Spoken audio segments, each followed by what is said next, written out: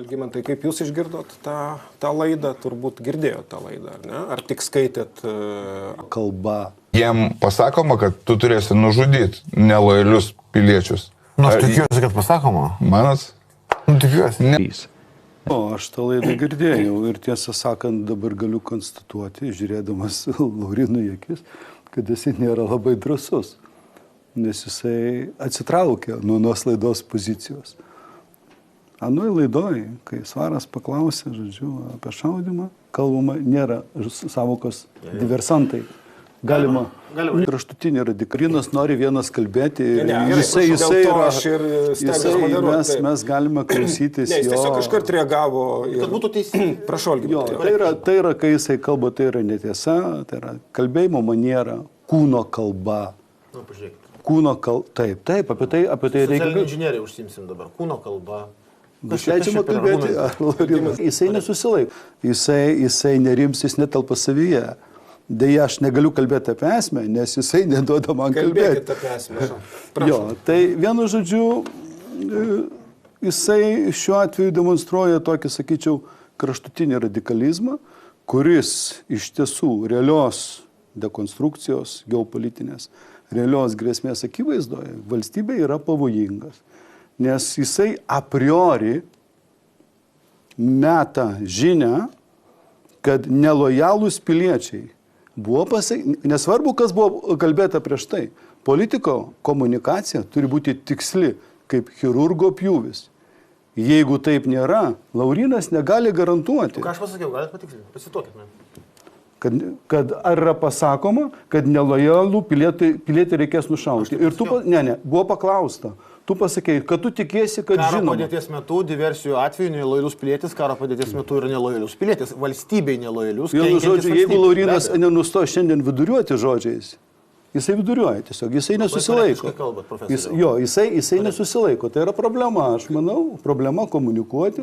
Jo, ir tiesą sakant, labai yra gaila, kad partija, kuri egzistuoja nuo 1992-1993 metų, turi šiai dienai tokios rimtos geopolitinės situacijos aplinkoje, lyderį, kuris vargiai gali tiksliai komunikuoti, bet gali labai drastiškai kalbėti.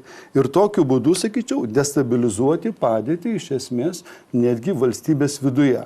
Nes jūs paminėjote, jog yra Ženevos konvencija, yra jos ten, žodžiu, 4 priedai, kurie reglamentuoja.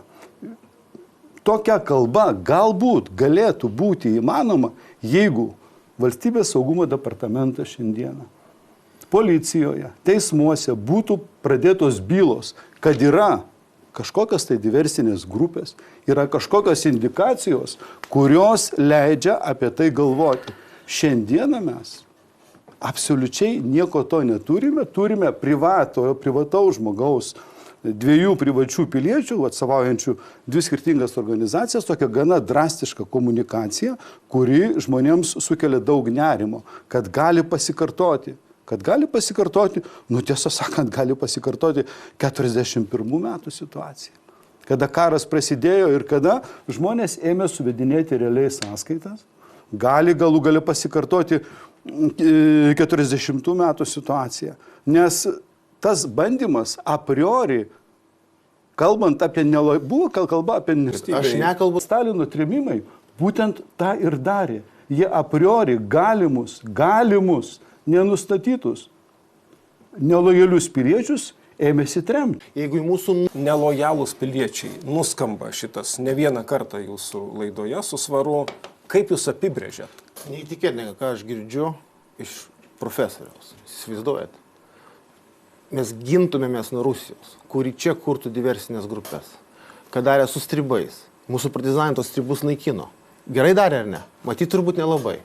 Tai ką pavadintumėt, brožudystė turbūt, ar ne? Tai buvo valstybės gynyba. Vot apie ką. Turėtų būti profesionalumas. Jis nekalbėjo apie stribus ir nekalbėjo partizanus. Jis kalbėjo apie deportacijas ir bandė manęs primesti. Aš tik tai kalbu apie tai. Jo buvo. Jūs gal taip Kai tu tiesiog turėsi gintis, ginti savo šeimą, gint savo namus, gint savo valstybę, gint savo miestą. Nu, tai ar gintumėtės, Algimantai? Ar jūs iškeltumėt rankas ir leistumėt savo artimuosius ištremti? Nu, aš neleisčiau, aš ginčiausi. Aš kovočiau. Laurinai. Tai kaip jūs reaguotumėte į tokią situaciją? Aš manau, kad šiuo atveju yra paprasta, tuščia, atleisk Laurinai, politinė demagogija. Klausimas, kad valstybė galėtų nesiginti, jisai nestovi jokioj politiniai Konstitucijoje dienotvarkėje. įtvirtinta piliečio pareiga gintis. Piliečio pareiga gintis. Valstybės ir piliečio pareiga gintis.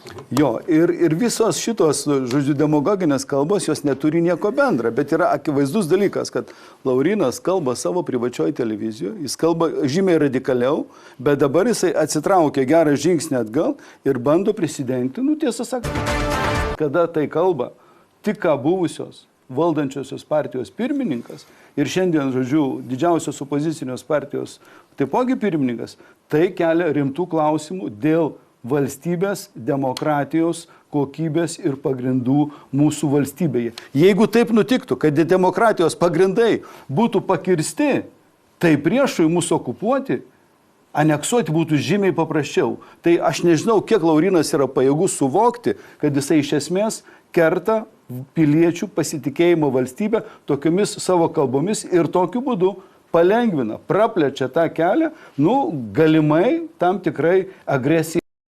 Sakė, kad Jūs laužot mūsų valią gintis. Va čia yra baisiausias dalykas, ką jūs darot, kalbėdamas tokiais metodais, pridėdamas kažkokius visiškai nesusijusius istorinius faktus su šiandieną, ignoruodamas Rusijos metodus, žaliųjų žmogeliukų koncepciją, kai jie iš tikrųjų, veikia pilkoj zonai, kai šiais laikais karai nebeskelbiami nei anksčiau, ir kai yra infiltracija, kai yra bandymas kurti diversinės grupės.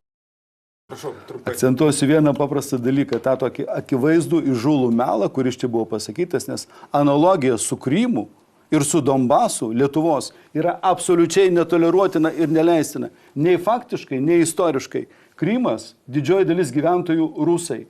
Donbase, taip, Britų, pažiūrėkite Britų statistiką. Ukrainos piliečių. Ukrainos piliečių. Britų statistika, taipogi Donbase, 2/3 buvo rusai. Ir nereikia suprasti, aš kalbu, jisai vėl sukčiauji, tu sukčiauji, tiesiai sėdi prie stalo ir... Ne, aš nesukčiauju.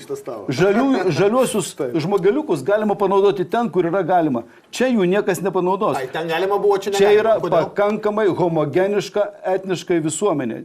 Žaliesiams žmogeliukams Lietuvoje nėra vietos. Visa kita yra laužta iš... O paties padėtis dabar tampa panaši kaip Vaitkaus. Gali būti, kad ir Vaitkus turės bylą ir pats turėsi bylą.